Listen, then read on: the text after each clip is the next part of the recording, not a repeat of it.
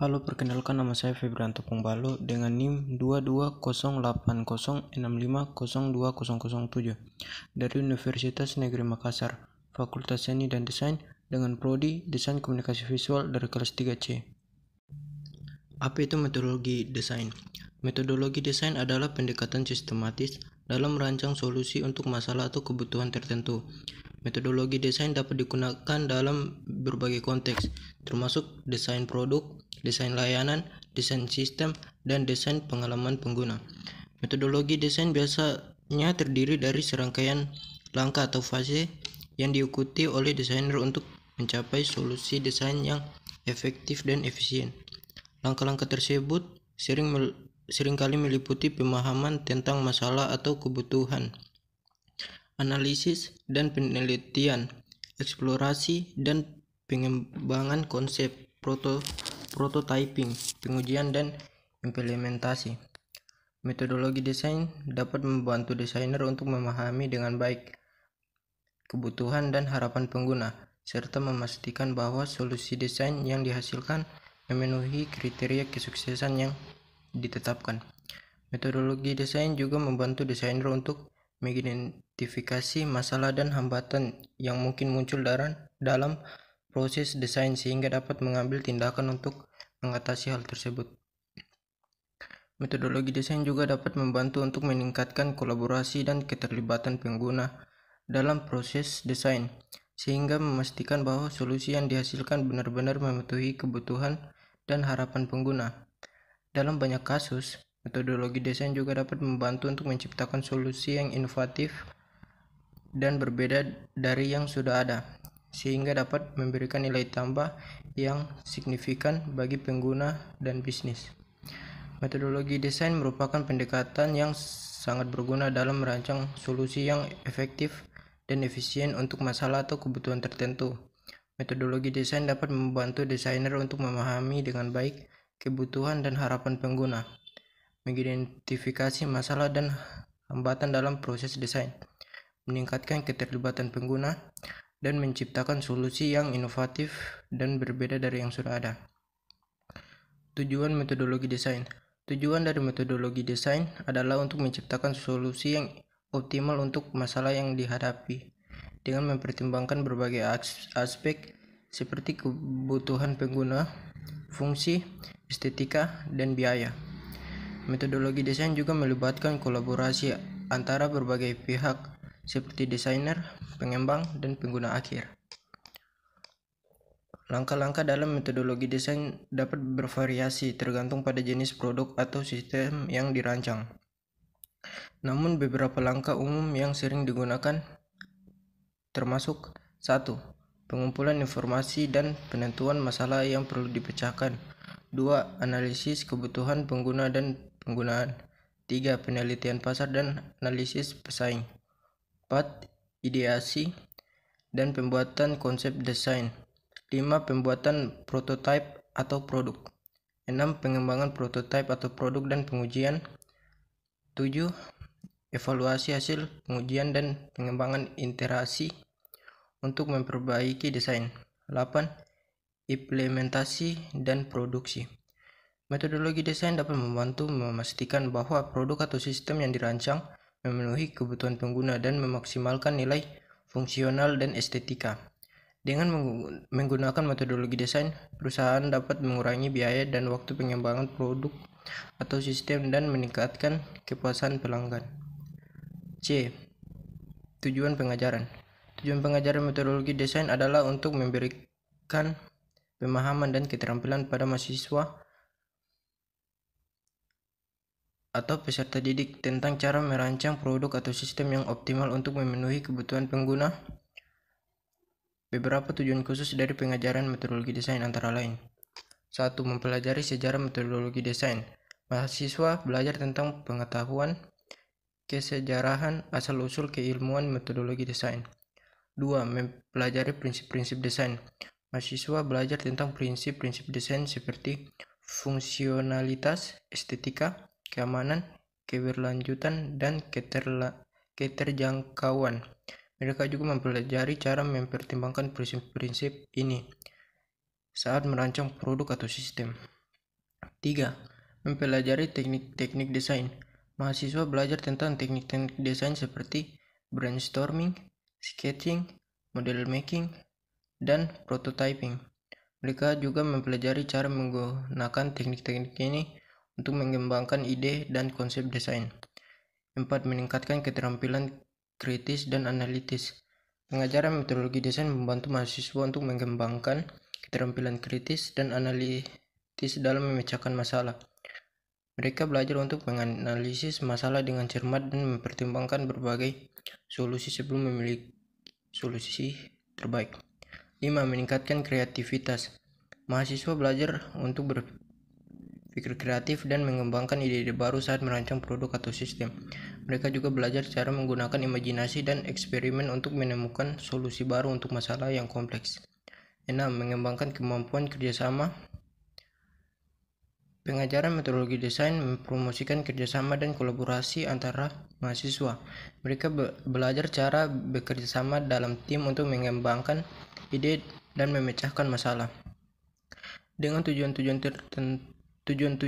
ini, pengajaran metodologi desain dapat membantu mahasiswa atau peserta didik untuk menjadi desainer yang terampil dan inovatif yang dapat menciptakan produk atau sistem yang memenuhi kebutuhan pengguna dan memperbaiki kehidupan manusia secara keseluruhan.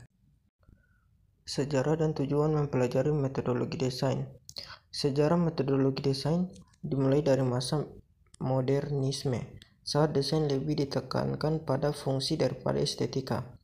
Penulis dan arsitek Christopher Alexander memperkenalkan konsep pola perancangan dan metode desain pada tahun 1960-an melalui karya A Pattern Language Tones Buildings Construction yang memandang desain sebagai suatu pola yang terdiri dari serangkaian elemen terkait. Pendekatan desain yang ditawarkan oleh Alexander dikenal dengan nama Pattern Language dan menjadi dasar bagi metodologi desain yang berkembang kemudian. Pada tahun 1950-an, metodologi desain mulai dipertanyakan dan muncullah pendekatan baru seperti pendekatan human-centered design yang menempatkan pengguna sebagai fokus utama dalam desain.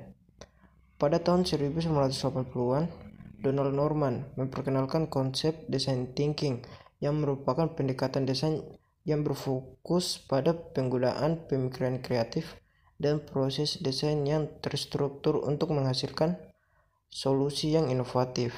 Selain itu, juga muncul pendekatan Agile dan Lean UX yang menggabungkan prinsip-prinsip pengembangan perangkat lunak dengan teknik-teknik desain. Tujuan mempelajari metodologi desain adalah untuk memahami sejarah, teknik, strategi yang digunakan dalam menghasilkan desain yang efektif.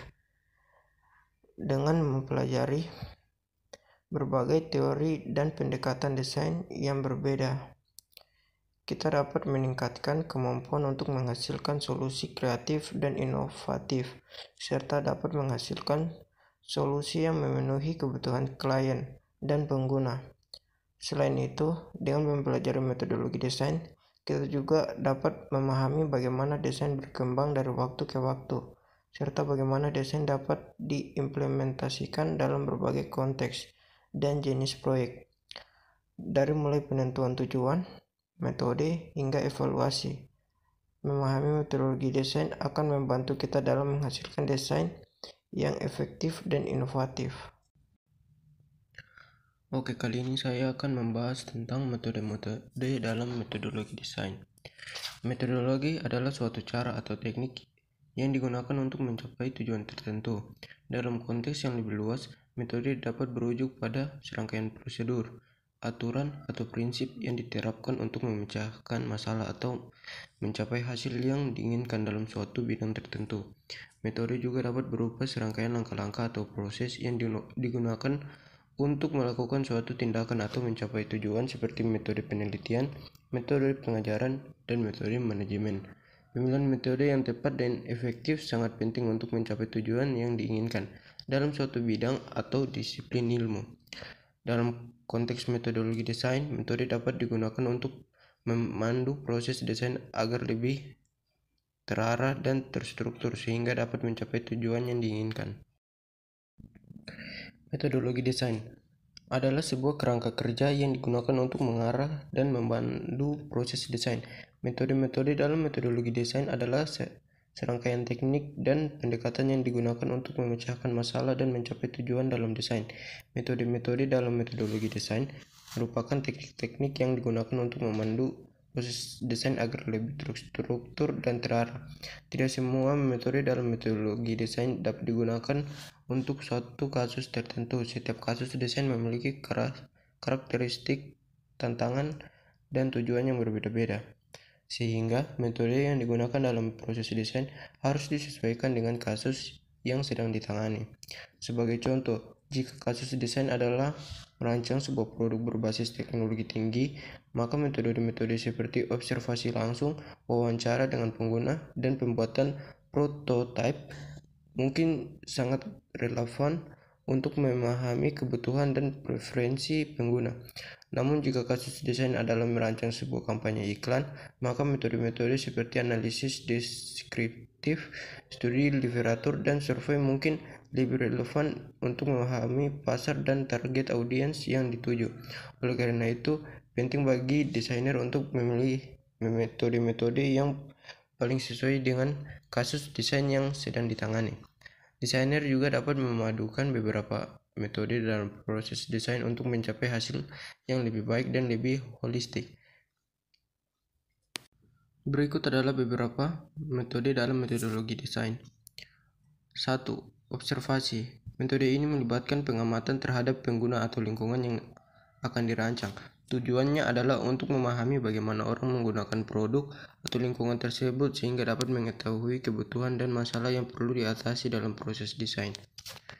Yang kedua, wawancara. Metode ini melibatkan percakapan langsung dengan pengguna atau stakeholders untuk memperoleh informasi tentang kebutuhan dan harapan mereka terhadap produk atau lingkungan yang akan dirancang.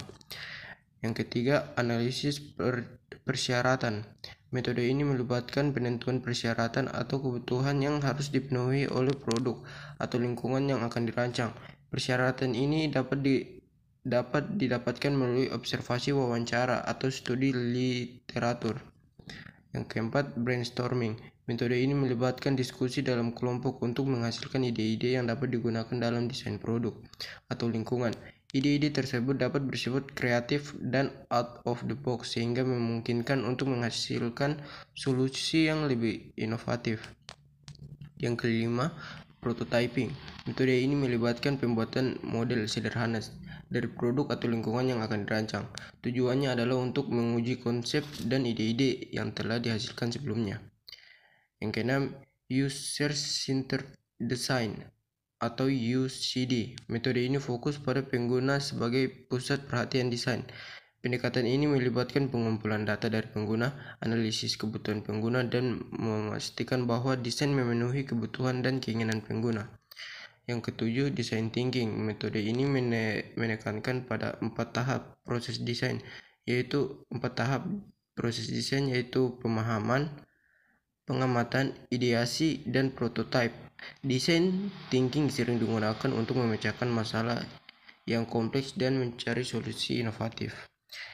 Yang kelima, agile. Metode ini adalah pendekatan yang fleksibel dan terus-menerus berkembang dalam proses desain. Agile memungkinkan desainer untuk terus-menerus mengadaptasi dan memperbarui desain mereka berdasarkan umpan balik dan data baru. Yang ketujuh, lean. Metode ini fokus pada pengurangan limbah dan efisiensi dalam proses desain. Dalam metode ini, desainer memprioritaskan fungsi yang penting dan mengurangi fitur yang tidak penting. Yang ke-10, participatory design. Metode ini melibatkan pengguna dalam proses desain. Desainer mengumpulkan umpan balik dan ide dari pengguna untuk memastikan bahwa desain memenuhi kebutuhan dan keinginan mereka. Yang ke-11 atau yang terakhir, Human Centered Design atau yang biasa dikenal HCD. Metode ini mirip dengan UCD tetapi lebih fokus pada pengalaman dan interaksi manusia dengan desain. HCD berfokus pada cara manusia berinteraksi dengan produk dan bagaimana produk dapat dirancang untuk meningkatkan pengalaman pengguna. Setiap metode memiliki kelebihan dan kelemahan masing-masing, sehingga desainer harus memilih metode yang tepat untuk memecahkan masalah yang spesifik dalam proses desain. Oke, kali ini saya akan membahas tentang pertemuan keempat, metode berpikir metodologi desain, berpikir desain atau design thinking. Berpikir desain atau design thinking. Pada mata kuliah design thinking, mata kuliah ini akan membawa mahasiswa ke dalam dunia pemikiran kreatif dan inovatif yang dapat membantu mahasiswa menyelesaikan masalah dengan cara yang baru dan efektif. Design thinking adalah metode berpikir sistematis dan kreatif yang digunakan untuk memecahkan masalah dan menciptakan solusi baru yang inovatif. Sebuah metode berpikir yang sangat populer dalam dunia bisnis dan inovasi. Metode ini memungkinkan para pemikir untuk berpikir di luar kotak dan menciptakan solusi yang inovatif untuk masalah yang kompleks. Mata kuliah ini akan membantu mahasiswa dalam memahami prinsip-prinsip dasar dari design thinking dan bagaimana menerapkannya dalam kehidupan nyata. Membantu mahasiswa memahami konsep-konsep dasar design thinking dan bagaimana menerapkannya dalam konteks bisnis dan inovasi. Mahasiswa akan belajar bagaimana memahami kebutuhan pengguna, bagaimana berkolaborasi dengan tim, berempati dengan pengguna, merumuskan masalah dengan baik dan tepat, menghasilkan ide-ide yang inovatif, menghasilkan solusi yang tepat, menerapkan dan menguji solusi-solusi tersebut. Mahasiswa akan berlatih dengan menggunakan berbagai teknik kreatif dan inovatif seperti brainstorming, prototyping, dan user testing. Selama kuliah, mahasiswa akan diberikan tugas dan banyak tantangan dan masalah yang menantang untuk diselesaikan dengan praktik-praktik menggunakan keterampilan penerapan prinsip-prinsip design thinking.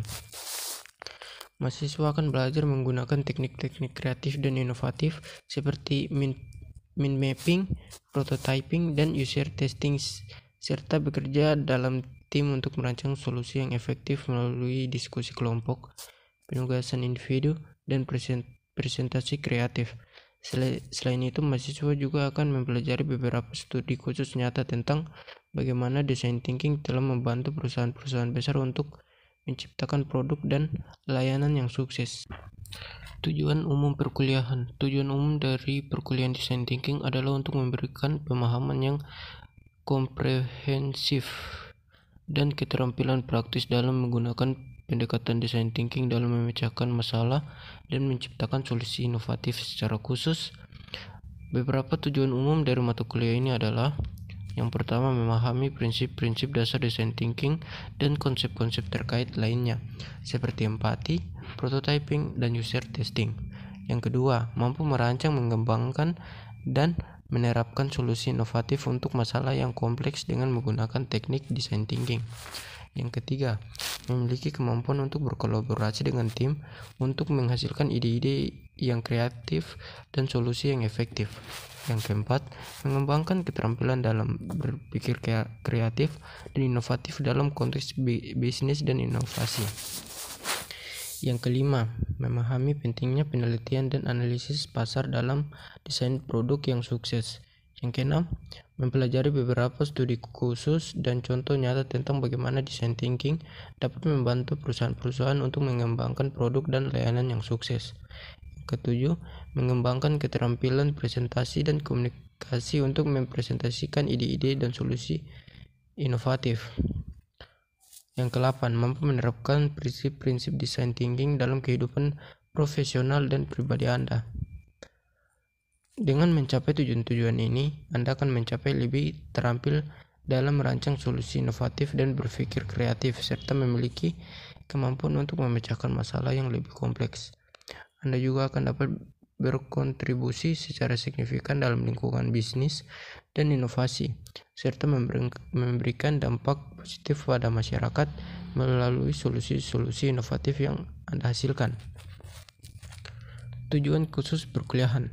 Tujuan khusus yang ingin dicapai dalam perkuliahan design thinking ini antara lain: memahami secara mendalam tentang pengguna dan kebutuhan mereka, serta mengembangkan kemampuan untuk menempatkan pengguna sebagai pusat dari proses desain produk atau layanan. Yang kedua, mengembangkan kemampuan untuk merumuskan pertanyaan-pertanyaan yang tepat dan fokus pada permasalahan yang perlu dipecahkan. Yang ketiga, mampu menggunakan teknik-teknik kreatif dan inovatif seperti mind mapping, brainstorming, prototyping, dan user testing untuk menghasilkan ide-ide yang baru dan solusi yang inovatif. Yang keempat, mampu menerapkan pendekatan design thinking dalam konteks bisnis dan inovasi, dan memahami bagaimana pendekatan ini dapat membantu perusahaan dalam menciptakan produk dan layanan yang sukses. Yang kelima, memahami peran desain dan estetika dalam mengembangkan produk dan layanan, serta mengembangkan kemampuan untuk mempertimbangkan aspek-aspek ini dalam proses desain. Yang keenam, mengembangkan kemampuan untuk berkolaborasi dengan tim dan menghargai perbedaan pandangan dan menghasilkan ide-ide dan solusi-solusi inovatif. Yang ketujuh, mampu melakukan analisis dan evaluasi solusi yang dihasilkan untuk mengambil keputusan yang tepat dalam mengembangkan solusi yang efektif dan inovatif. Yang kedelapan, mampu mengkomunikasikan ide-ide dan solusi inovatif dengan jelas dan persuasif melalui presentasi dan dokumen desain. Dengan mencapai tujuan-tujuan khusus ini, mahasiswa akan memiliki keterampilan dan pemahaman yang diperlukan untuk merancang solusi inovatif dan efektif untuk masalah dunia nyata. Mahasiswa akan dapat mengaplikasikan pendekatan design thinking dalam kehidupan profesional dan pribadi mahasiswa dan memberikan dampak positif pada masyarakat melalui solusi-solusi inovatif yang mahasiswa hasilkan. Pertemuan kelima, metode berpikir metodologi desain, berpikir kreatif creative thinking. Selamat datang di mata kuliah Creative Thinking. Di zaman yang semakin kompleks dan dinamis seperti sekarang, kemampuan untuk berpikir secara kreatif adalah keterampilan yang sangat berharga. Mata kuliah ini dirancang untuk membantu mahasiswa memperluas pemahaman mahasiswa tentang kreativitas, memperkenalkan teknik-teknik kreatif yang dapat membantu Anda memecahkan masalah dan menciptakan solusi inovatif dalam kehidupan pribadi dan profesional mahasiswa. Mata kuliah ini akan membawa mahasiswa untuk merenungkan kembali konsep dasar pemikiran kreatif dan memperkenalkan teknik-teknik kreatif yang dapat membantu mahasiswa memecahkan masalah dan menciptakan solusi inovatif dalam kehidupan pribadi dan profesional mahasiswa. Dalam mata kuliah ini, mahasiswa akan belajar untuk memperluas kreativitas dan berpikir di luar kotak, serta mengasah keterampilan mahasiswa dalam menemukan solusi unik, menyusun ide-ide baru, dan mengeksekusinya dengan cara yang efektif. Mahasiswa juga akan mempelajari bagaimana memperkuat kemampuan kolaboratif dan memfasilitasi diskusi dalam kelompok untuk meningkatkan kemampuan kreatif. Dalam mata kuliah ini, mahasiswa akan belajar bagaimana mengembangkan kreativitas, berpikir di luar kotak, dan menemukan solusi yang belum pernah terpikirkan sebelumnya. Mahasiswa juga akan mempelajari teknik-teknik kreatif untuk memperkuat kemampuan mahasiswa dalam merancang solusi, mengelola proyek kreatif, dan memfasilitasi diskusi dalam kelompok.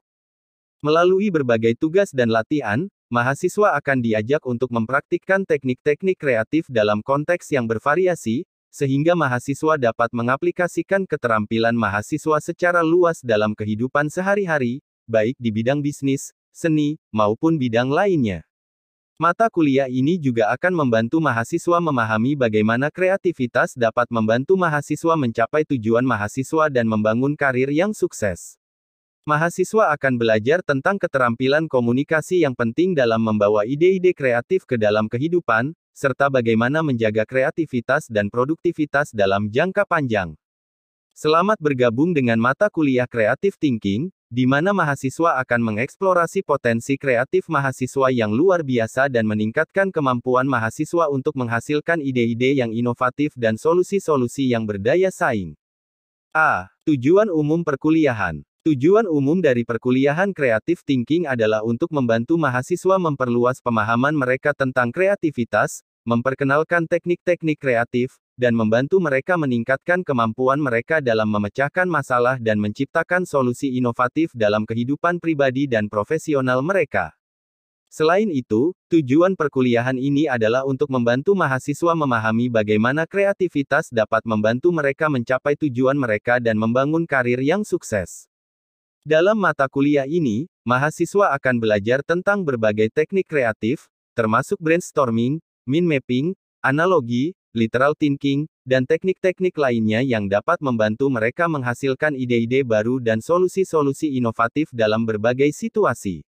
Mahasiswa juga akan diajak untuk mempraktikkan teknik-teknik ini dalam tugas dan latihan yang berbeda-beda, sehingga mereka dapat mengasah keterampilan kreatif mereka dan mengaplikasikannya dalam konteks yang bervariasi. Selain itu, mahasiswa juga akan belajar tentang pentingnya kolaborasi dan komunikasi dalam konteks kreatif. Mereka akan mempelajari cara memfasilitasi diskusi dalam kelompok dan mengelola proyek kreatif, serta keterampilan komunikasi yang diperlukan untuk membawa ide-ide kreatif ke dalam kehidupan. Dengan mempelajari keterampilan kreatif dan menerapkannya dalam konteks yang berbeda-beda, mahasiswa diharapkan dapat memperoleh kemampuan untuk berpikir secara kreatif dan menciptakan solusi-solusi yang inovatif dalam kehidupan mereka. Selain itu, mereka juga akan memperoleh keterampilan yang penting dalam membangun karir yang sukses, seperti kemampuan untuk beradaptasi dengan perubahan dan mengatasi tantangan yang kompleks. Berikut adalah tujuan umum dari perkuliahan Creative Thinking. Memperluas pemahaman mahasiswa tentang kreativitas dan pentingnya kreativitas dalam kehidupan pribadi dan profesional. Mengenalkan teknik-teknik kreatif yang dapat membantu mahasiswa dalam memecahkan masalah dan menciptakan solusi inovatif. Meningkatkan kemampuan mahasiswa dalam merancang solusi kreatif dan mengelola proyek kreatif, serta memfasilitasi diskusi dalam kelompok. Meningkatkan kemampuan mahasiswa dalam berpikir di luar kotak dan menemukan solusi yang belum pernah terpikirkan sebelumnya. Meningkatkan keterampilan komunikasi mahasiswa dalam membawa ide-ide kreatif ke dalam kehidupan dan menjaga kreativitas dan produktivitas dalam jangka panjang. Membantu mahasiswa memahami bagaimana kreativitas dapat membantu mereka mencapai tujuan mereka dan membangun karir yang sukses. Mengembangkan keterampilan mahasiswa dalam beradaptasi dengan perubahan dan mengatasi tantangan yang kompleks. Dengan mencapai tujuan-tujuan ini, mahasiswa diharapkan dapat mengembangkan kemampuan kreatif mereka dan memperoleh keterampilan yang penting dalam menghadapi tantangan dan mencapai tujuan mereka dalam kehidupan pribadi dan profesional. B. Tujuan khusus perkuliahan. Tujuan khusus dari perkuliahan Creative Thinking adalah sebagai berikut. Memperluas pemahaman mahasiswa tentang kreativitas dan pentingnya kreativitas dalam kehidupan pribadi dan profesional. Mempelajari teknik-teknik kreatif seperti brainstorming, mind mapping, analogi, literal thinking, dan teknik-teknik lainnya yang dapat membantu mahasiswa dalam memecahkan masalah dan menciptakan solusi inovatif. Meningkatkan kemampuan mahasiswa dalam merancang solusi kreatif dan mengelola proyek kreatif, serta memfasilitasi diskusi dalam kelompok. Mengembangkan kemampuan mahasiswa dalam berpikir di luar kotak dan menemukan solusi yang belum pernah terpikirkan sebelumnya. Meningkatkan keterampilan komunikasi mahasiswa dalam membawa ide-ide kreatif ke dalam kehidupan dan menjaga kreativitas dan produktivitas dalam jangka panjang. Membantu mahasiswa memahami bagaimana kreativitas dapat membantu mereka mencapai tujuan mereka dan membangun karir yang sukses. Mengembangkan keterampilan mahasiswa dalam beradaptasi dengan perubahan dan mengatasi tantangan yang kompleks. Dengan mencapai tujuan-tujuan ini, mahasiswa diharapkan dapat mengembangkan kemampuan kreatif mereka dan memperoleh keterampilan yang penting dalam menghadapi tantangan dan mencapai tujuan mereka dalam kehidupan pribadi dan profesional. Oke, kali ini saya akan membahas tentang pertemuan ke-6, metode gagasan atau ideasi, identifikasi, mapping, alternatif solusi. Tujuan umum dari mempelajari metode gagasan atau ideasi, identifikasi, mapping, alternatif solusi adalah untuk membantu seseorang atau tim dalam memperoleh ide-ide dan gagasan yang kreatif dan efektif untuk mengatasi masalah atau tantangan yang dihadapi. Metode ini memberikan pendekatan struktural dan terorganisir dalam mengembangkan gagasan dan solusi alternatif dengan melalui 3 tahap, yaitu: pertama, identifikasi, mengidentifikasi masalah atau tantangan yang perlu diatasi dan memahami secara mendalam tentang masalah tersebut. Kedua, mapping, mencari solusi alternatif melalui pengumpulan dan pengecekan ide-ide yang sudah ada. Setelah itu, Dilakukan pemetaan atau mapping dari gagasan-gagasan tersebut dengan cara mengelompokkan dan mengkategorikan ide-ide yang berkaitan satu sama lain. Dan yang terakhir, alternatif solusi, menghasilkan alternatif solusi yang terbaik dengan memilih ide-ide yang paling layak, mempertimbangkan kelebihan dan kekurangan dari setiap solusi, serta mengevaluasi solusi yang telah dihasilkan. Dengan mempelajari metode ini, mahasiswa atau tim akan memiliki kemampuan untuk mengembangkan kreativitas dan keahlian dalam menghasilkan gagasan dan solusi alternatif yang efektif dan berdaya guna dalam mengatasi masalah dan tantangan yang dihadapi. Tujuan khusus mempelajari metode gagasan atau ideasi, identifikasi, mapping, alternatif solusi adalah sebagai berikut.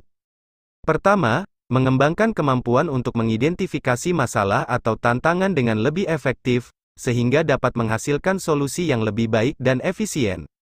Kedua, meningkatkan kemampuan untuk mengumpulkan ide-ide dan gagasan secara sistematis dan terorganisir, sehingga mempermudah dalam mengevaluasi dan memilih alternatif solusi terbaik. Ketiga, meningkatkan kemampuan dalam melakukan pemetaan atau mapping, ide-ide dan gagasan sehingga dapat memahami hubungan dan keterkaitan antara ide-ide tersebut. Keempat, meningkatkan kemampuan untuk menghasilkan alternatif solusi yang efektif dan berdaya guna, dengan mempertimbangkan kelebihan dan kekurangan dari setiap solusi. Dan yang terakhir, mengembangkan kemampuan untuk mengevaluasi solusi yang dihasilkan sehingga dapat memilih solusi yang paling layak dan efektif dalam mengatasi masalah atau tantangan yang dihadapi. Diharapkan dengan mempelajari tujuan khusus ini, mahasiswa atau tim dapat mengembangkan kemampuan kreativitas dan inovasi dalam menghasilkan solusi alternatif yang lebih baik dan efektif dalam mengatasi masalah atau tantangan yang dihadapi. Oke, kali ini saya akan membahas tentang pertemuan ke-7, konsepsi desain, konsep desain dan pengembangan konsep desain. Tujuan umum mempelajari konsepsi desain, konsep desain dan pengembangan konsep desain adalah untuk: yang pertama, mahasiswa memahami konsep dasar dalam desain, termasuk tahapan dan prinsip-prinsip yang digunakan untuk mengembangkan konsep desain yang baik dan efektif. Melalui pemahaman ini, mahasiswa-mahasiswa dapat belajar bagaimana merancang solusi kreatif dan inovatif untuk masalah desain yang kompleks. Kedua, mahasiswa mempelajari berbagai aspek desain seperti visual, produk, grafis, interior, dan lain sebagainya.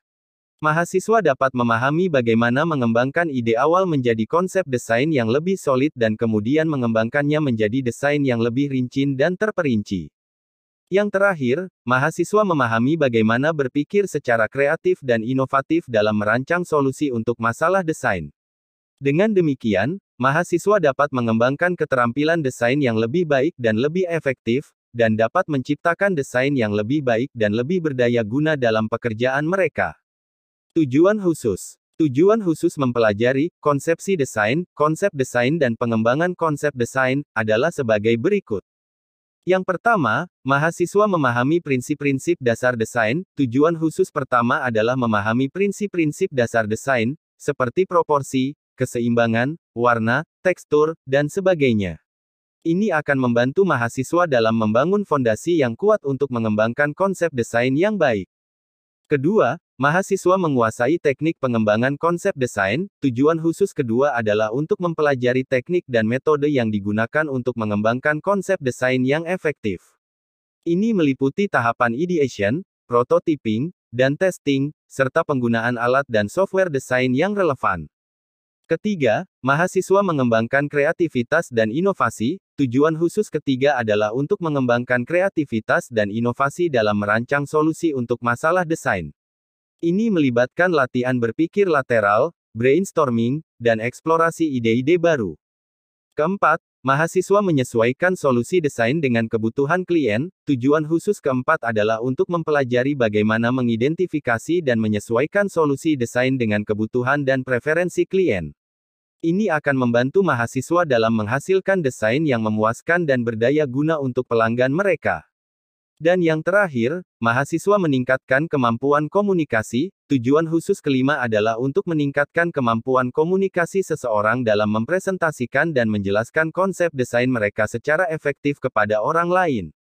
Ini melibatkan kemampuan dalam membuat presentasi, menggambarkan ide secara visual, dan menyampaikan argumen yang jelas dan persuasif.